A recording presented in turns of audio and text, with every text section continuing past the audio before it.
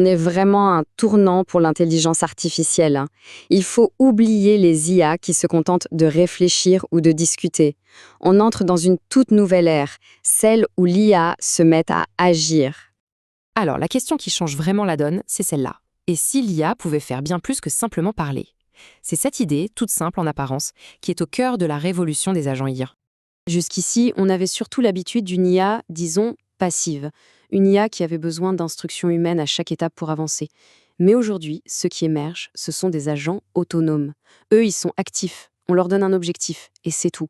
Ils vont élaborer le plan et agir pour l'atteindre, de manière complètement indépendante. Et ça, c'est un changement de paradigme complet. Bon, d'accord, mais comment ça marche, concrètement, un agent IA?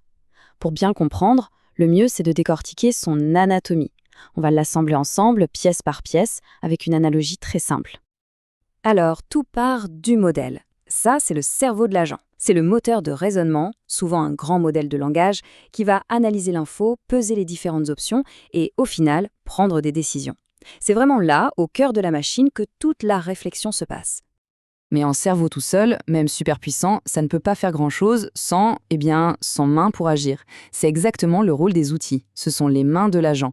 C'est ce qui va lui permettre d'interagir avec le monde extérieur, appeler une API pour chercher une info, fouiller dans une base de données ou même exécuter une ligne de code. C'est grâce à ça que l'agent peut vraiment faire des choses, pas juste en parler. Et bien sûr, pour que le cerveau et les mains communiquent et travaillent ensemble, il faut quoi? Un système nerveux. C'est le rôle de l'orchestration. Ce processus, c'est lui qui gère toute la boucle opérationnelle. Il connecte le cerveau aux mains, gère la planification, la mémoire, la stratégie. Bref, il s'assure que tout ce petit monde travaille de manière coordonnée pour arriver au but. Ok, maintenant qu'on a toutes les pièces de notre agent, voyons un peu comment il réfléchit en pratique. Il ne fait pas tout d'un coup. En fait, il suit une boucle de pensée très simple, mais qu'il répète en continu pour accomplir ses tâches. Cette boucle, elle se fait en 3 temps. D'abord, penser. L'agent analyse son objectif et il prépare un plan d'action. Ensuite, agir. Il exécute la première étape de son plan en utilisant un de ses outils. Et enfin, observer. Il regarde le résultat de son action, il met à jour ce qu'il sait et c'est reparti pour un tour. Penser, agir, observer. Encore et encore, jusqu'à ce que la mission soit terminée. Il y a cette citation qui peut paraître un peu technique, mais qui est super éclairante. Elle dit qu'un agent, c'est un système expert dans l'art de gérer la fenêtre de contexte. En gros, ça veut dire que son vrai talent, sa vraie force, c'est de savoir à chaque instant quelle est l'information la plus pertinente à fournir à son cerveau pour la prochaine étape. C'est ça qui lui permet de raisonner de manière si efficace.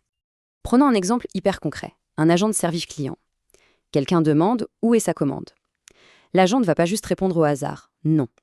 D'abord, il pense et il décompose le problème. Ok, 1, je dois trouver la commande. 2, je dois utiliser un outil externe pour vérifier le statut de livraison. Et 3, je dois formuler la réponse finale. Ensuite, il agit sur chaque point. Il observe les résultats et il donne la réponse. On voit bien la boucle en action. Bon, un agent qui travaille en solo, c'est déjà impressionnant.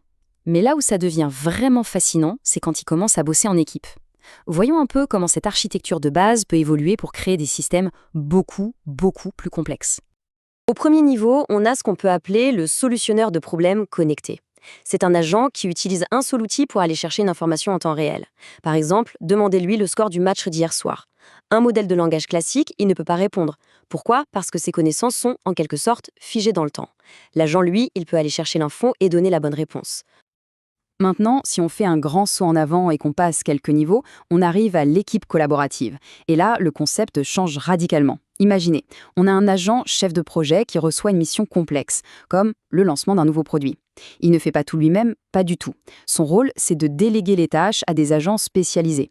Un pour l'étude de marché, un pour la com, un autre pour le développement web. C'est un système complet qui se met en place, qui imite une vraie équipe humaine.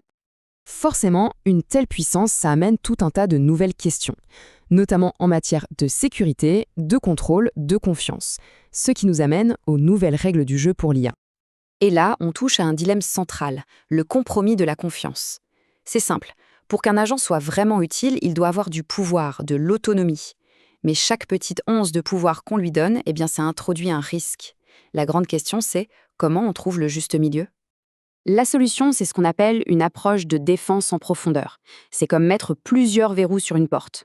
On va combiner des règles classiques, des garde-fous, comme une limite de dépenses qu'il ne peut pas dépasser. On va aussi exiger une confirmation humaine pour les actions les plus critiques. Et encore plus fort, on va utiliser d'autres IA, des modèles de garde, dont le seul job est d'analyser les plans de l'agent et de tirer la sonnette d'alarme s'il y a un risque. Et ce qui est super intéressant, c'est que les agents nous forcent à repenser la sécurité. Avant, c'était simple, on avait des identités pour les humains, qui se connectent avec des systèmes comme OF, et des identités pour les applications, les comptes de service. Maintenant, on a cette troisième catégorie, les agents. Ils ont besoin de leur propre système d'identité, comme Spiffy, qui leur donne une autorité bien à eux, distincte de la personne qui les a lancés. C'est absolument crucial pour pouvoir suivre et contrôler tout ce qu'ils font. Et pour conclure, tout ça nous amène à une question assez vertigineuse en fait. Si un agent peut agir par lui-même, apprendre de ses actions et évoluer de manière autonome, qu'est-ce que ça veut dire au fond de le considérer comme un membre de l'équipe? La frontière entre l'outil qu'on utilise et le collaborateur avec qui on travaille, eh bien, elle n'a jamais été aussi mince.